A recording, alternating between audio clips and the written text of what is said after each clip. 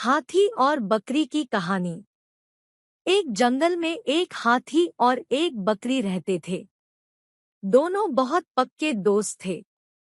दोनों साथ में मिलकर हर दिन खाने की तलाश करते और साथ में ही खाते थे।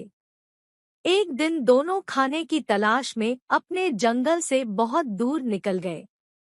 वहां उन्हें एक तालाब दिखाई दिया। उसी तालाब के किनारे एक बेर का पेड़ था।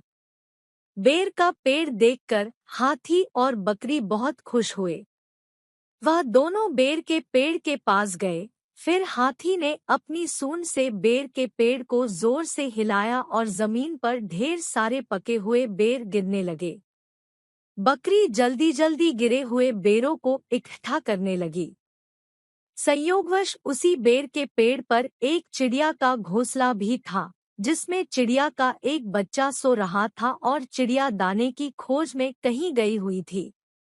बेर का पेड़ जोर से हिलाने के कारण चिड़िया का बच्चा घोंसले से बाहर तालाब में गिर पड़ा और डूबने लगा।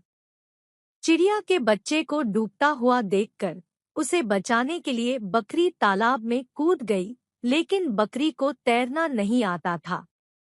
इस वजह से वह भी तालाब में डूबने लगी। बकरी को डूबता हुआ देखकर हाथी भी तालाब में कूद गया और उसने चिड़िया के बच्चे और बकरी दोनों को डूबने से बचा लिया।